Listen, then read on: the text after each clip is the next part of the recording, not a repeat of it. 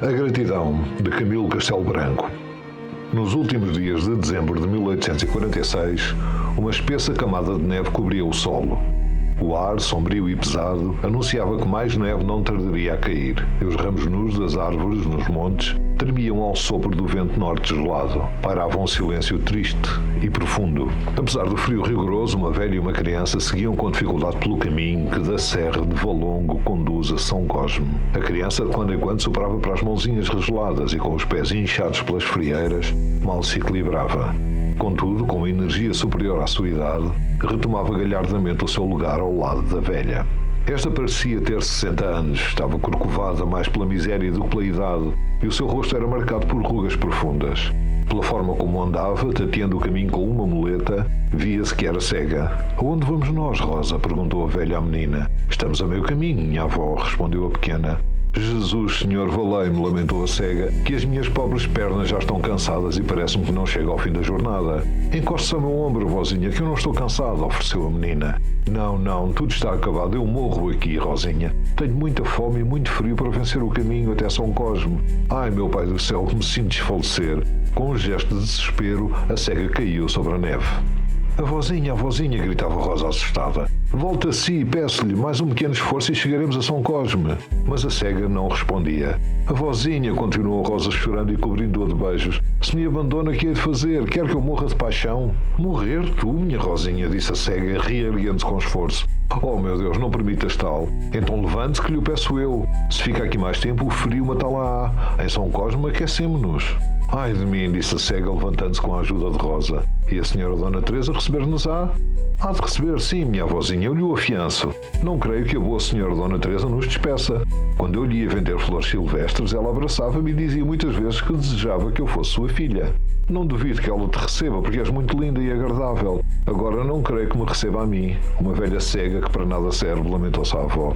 "Se assim acontecer, voltaremos à nossa aldeia e os bons lavradores que conheceram os meus pais terão piedade de nós", acrescentou Rosa. A avó, comovida, apertou a neta ao coração, murmurando palavras de ternura e, reanimada, retomou com um passo mais firme o caminho de São Cosme. O vento soprava com mais força e pequenos flocos de neve começavam a cair, tornando-se cada vez mais densos. "Rosinha", disse a cega, "bem queria andar, mas não posso. Deixa-me ficar." "A vozinha, eu já avista a torre da igreja de São Cosme." "Estás bem certa disso?" interrogou a velha. "Eu não queria mentir", respondeu a Rosinha. "Vamos andando, permita Deus que eu possa vencer o caminho", suplicou a velha. "Não tenha receio de me cansar, minha avó, encoste ao meu ombro. Meu querido anjinho, que Deus te pague tudo o que me fazes." Finalmente, depois de 1000 esforços que as deixaram completamente exaustas, chegaram à quinta de Dona Teresa de Sousa. Mais um instante e teriam caído ambas no chão. Ao entrarem na cozinha, o calor súbito produziu-lhes uma reação tão violenta que desfaleceram. Dona Teresa e algumas vizinhas que ali se tinham reunido acercaram-se das duas infelizes. Depois de lhes darem os cuidados necessários, mandaram servir-lhes um bom caldo e acomodaram-nas num canto do lar onde ardia uma grande fogueira. "Agora, Rosinha", disse Dona Teresa amagando-a, "conta-nos como, a esta hora e com este tempo, vieste até aqui com esta boa mulher." "Desculpai, minha senhora", interrompeu a cega, "Rosinha é a minha neta." "Sim, senhora Dona Teresa", confirmou a menina, "é a minha avó, de quem tantas vezes lhe falei." A pequena levantou para ela os seus lindos olhos azuis com uma expressão de súplica que a comoveu. "Fala, minha menina, queres pedir-me alguma coisa, não é assim?" "Veja, minha boa senhora", começou a Rosa, contendo as lágrimas a custo, "eu e a minha avó somos muito desgraçadas. Meu pai, que era rachador de lenha, feriu-se numa perna com o machado. A minha mãe mandou-me chamar o Sr. Pereira, que é um homem muito entendido. Ele não queria vir, mas pedi-lhe tanto que me acompanhou. Quando viu a perna do meu pai, disse logo que estava muito mal. 2 semanas depois, o meu pai morreu." Rosa calou-se a chorar e a cega também soluçava. "Para hoje já é demais", disse Dona Teresa abraçando a menina. "Amanhã, perdoe-me, Dona Teresa", insistiu a Rosa, "mas é melhor que eu termine hoje." E continuou. "Um mês depois da morte do meu pai, a minha mãe caiu de cama com uma febre que não a largava. Um dia, abraçou-me e disse: 'Minha pobre Rosinha, vou unir-me ao teu pai, mas que será de ti?' Eu respondi que trabalharia. 'És muito nova para isso', disse ela, 'mas nunca desampares a tua avó.' E depois abraçou-nos e expirou.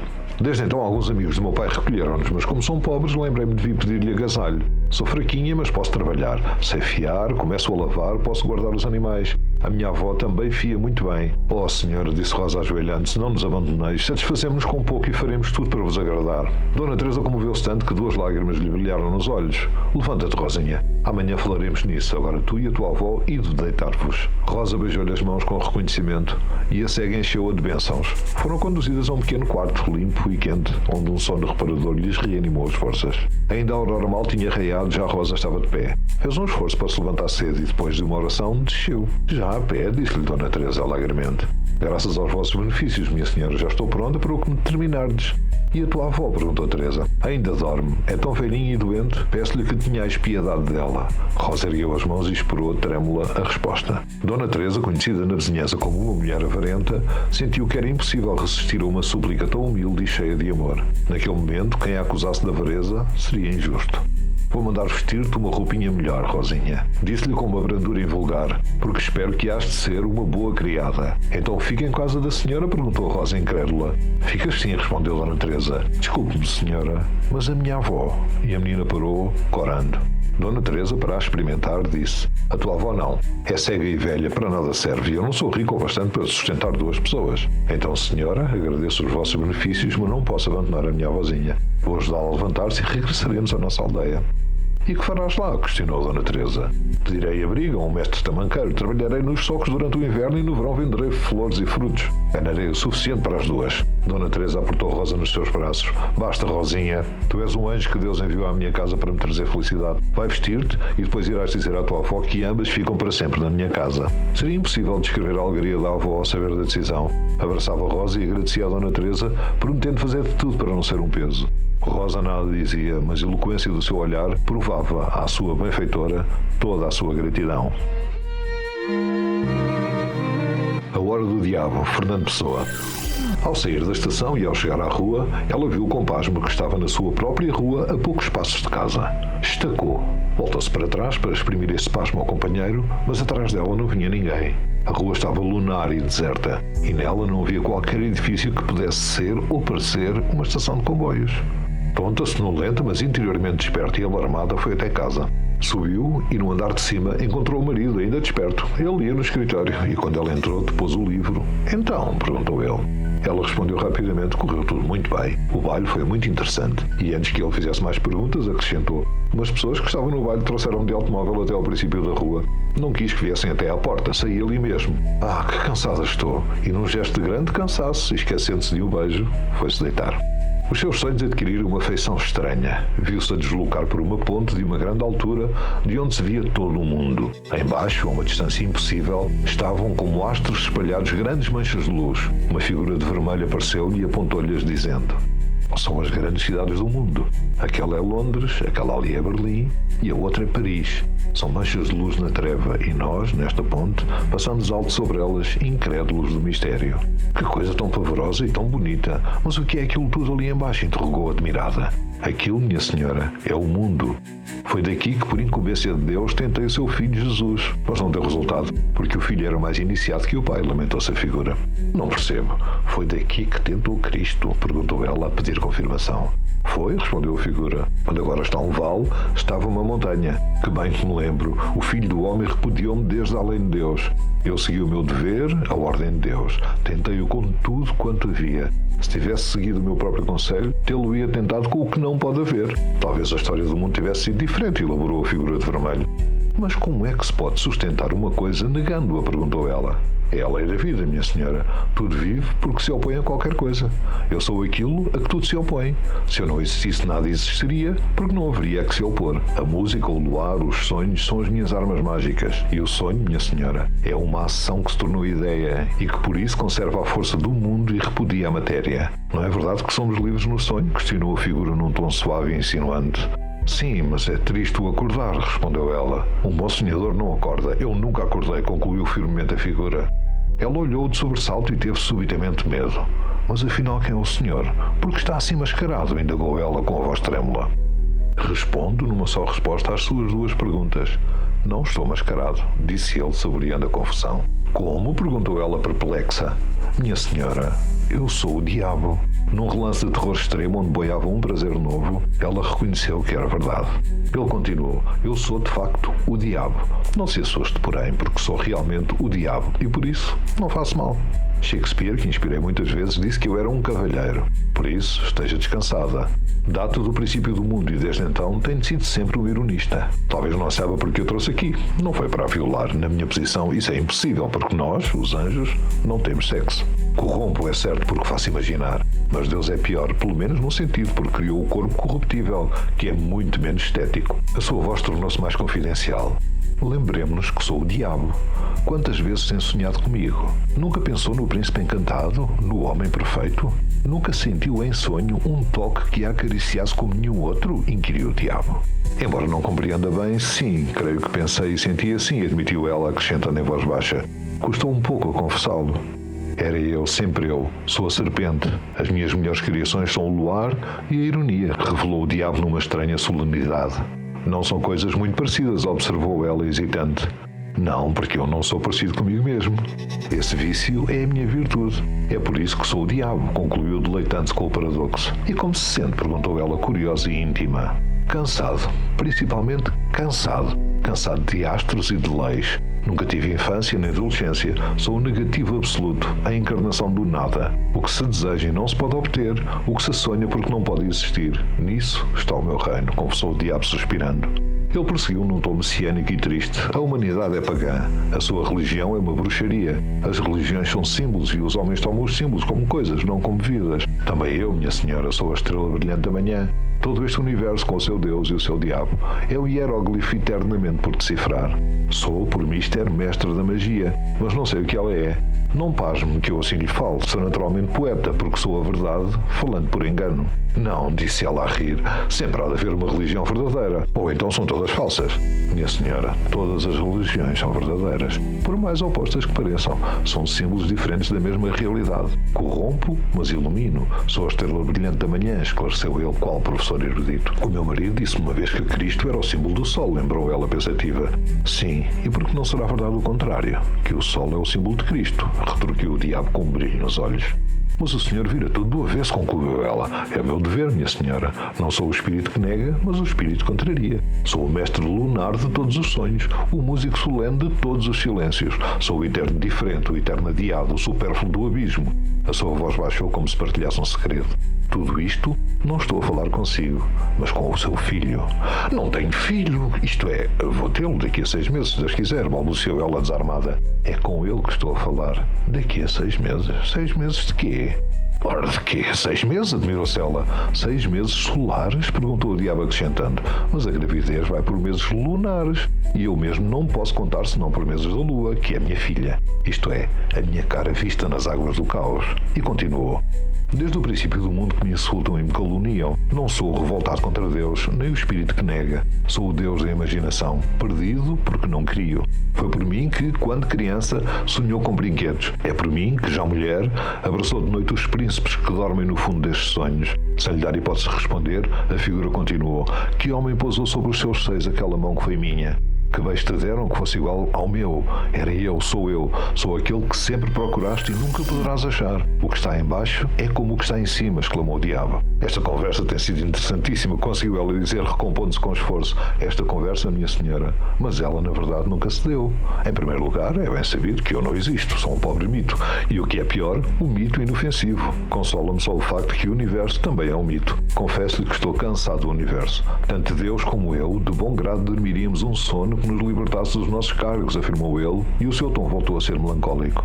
Não imagina quanto apreciei a sua conversa, disse ela já de pé, numa rua cheia de luar em que não reparara. Calou-se um momento e depois, com os olhos subitamente marejados, perguntou: mas sabe o que sinto no fim de tudo? O quê? Perguntou o diabo. Uma grande pena de si. Uma expressão de angústia passou pelo rosto do homem vermelho. Deixou cair o braço que lançava o dela e parou. Ela deu uns passos, constrangida, e voltou-se para se desculpar da mágoa que causara, mas ficou atônita. Estava sozinha. Sim, era a rua dela, mas para lá daquele ponto não estava ali ninguém. O luar batia, claríssimo, não na saída do funicular, mas nas duas portas fechadas da serralharia de sempre. Chegada à casa, o marido ainda a esperava. Vim com pessoas conhecidas, explicou ela. E vieste a pé? Perguntou ele. Não, vim de automóvel, explicou ela. Essa é boa. Não ouvi, disse o marido confuso. Não até à porta, disse ela sem hesitação. Passaram ali à esquina e eu pedi que não me trouxessem até aqui porque queria andar este bocado de rua com este luar tão lindo. E está lindo. Olha, vão deitar. Boa noite. E foi, sorrindo, mas sem lhe dar o beijo do costume. Nenhum deles reparou que não se tinham beijado. A criança, um rapaz, nasceu 6 meses depois. Já o homem revelou-se muito inteligente, um talento, talvez um gênio. Um dia perguntou à mãe: dizem que certas memórias maternas se podem transmitir aos filhos. Há uma coisa que me aparece constantemente em sonhos. É uma memória de uma viagem estranha com um homem de vermelho que fala muito. Passa sobre uma ponte altíssima que domina toda a terra. Depois há um abismo, uma voz, e sai-se à luz, ao luar, exatamente aqui no fim da rua. E no princípio de tudo, há uma espécie de baile. Maria depôs a costura no colo e, virando-se para a sua amiga Antónia, que a visitava, disse: ora, isto tem graça. Claro que os comboios e a ponte são sonho, mas há uma parte de verdade. Foi aquele baile no Clube Azul, no Carnaval, uns 6 meses antes dele nascer, lembras-te? Dancei com um rapaz qualquer vestido de Mefistófeles e depois vocês vieram trazer uma casa. Eu fiquei no fim da rua, onde ele diz que saiu do abismo. Oh, querida, lembro-me perfeitamente, respondeu a amiga. Nós queríamos vir até à porta, mas tu não quiseste. Disseste que gostavas de andar este bocadinho ao luar. Maria sorriu. Isso mesmo. Mas é engraçado, filho, que tenhas acertado em coisas que estou certa que nunca te contei. Que coisas curiosas são os sonhos. Ingrata humanidade. Assim se agradeceu ao diabo. A Ruiva, de Fialho de Almeida.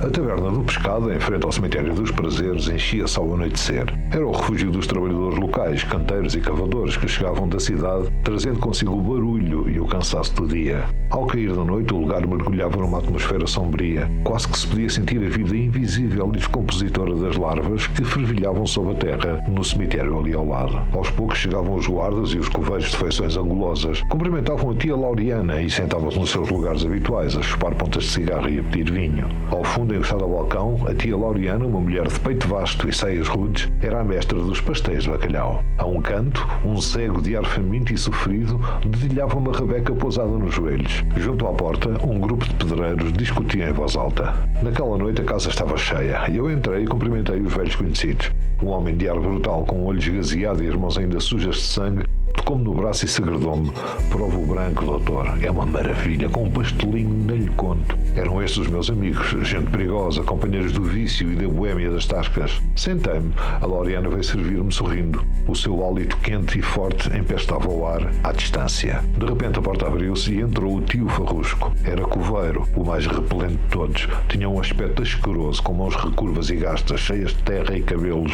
As madeixas imundas caíram-lhe sobre a testa, parecia um esqueleto embrulhado em farrapos. Um dos cavadores, um homem de pele queimada pelo sol, bateu-lhe no ombro. Tio Farrusco! O velho tentou endireitar-se completamente bêbado e resmungou: que lá é isso, pateta? O seu olho envidraçado, baço, não conseguia focar. Fios de baba escorriam-lhe pelos cantos da boca. Arrastou-se para o canto e, ao passar por um dos homens, arrancou o copo e bebeu o vinho de um só trago. Alguém lhe perguntou pela filha, pela Ruiva. Um dos pedreiros, curioso, interveio. Não era essa que deitava sangue pela boca? Outro acrescentou: uma rapariga de cabelo encarnado com um sinalzinho no pescoço. Era filha daquilo? E apontavam para o coveiro. Bem sei qual é, diziam os outros, que peça, que andava com o Nicolau das carruagens fúnebres, bêbada como um rato. O coveiro olhava para eles com uma expressão de espanto idiota. Na penumbra, aquele vulto miserável tinha algo que metia medo.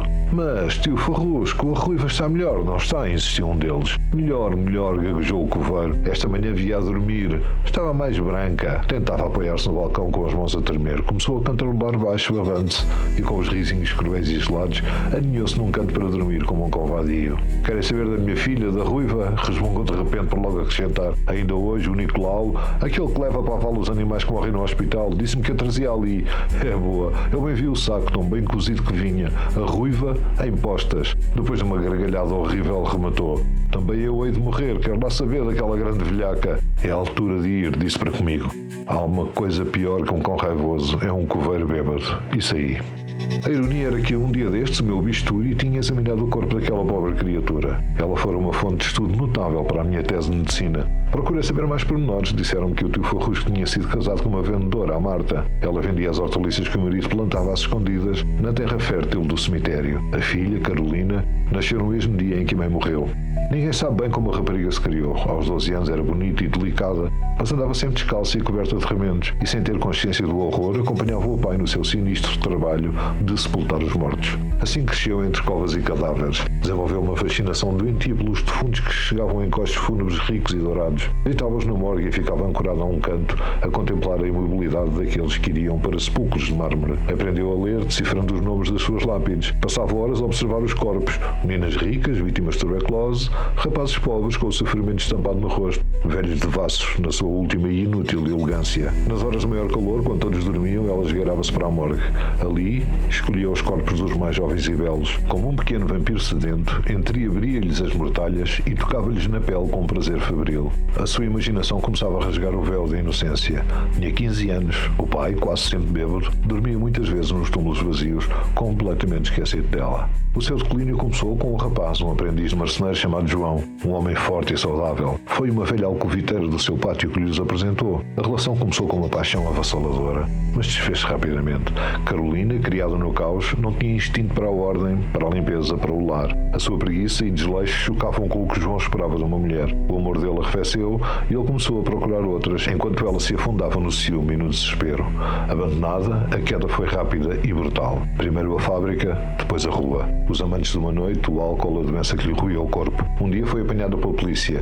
O seu nome foi inscrito no livro oficial da prostituição, uma das glórias desta florescente cidade. Estes foram os episódios que tiveram o seu fim há 3 dias, numa cama da enfermaria de Santana. Foi o próprio tio Farrusco quem cobriu de terra, sem uma lágrima nem uma saudade, o corpo retalhado pelo meu bisturi. O corpo da rapariga corroída pela doença, abandonada desde o berço até ao túmulo. Tenho sobre a minha mesa, neste preciso momento, a sua caveira.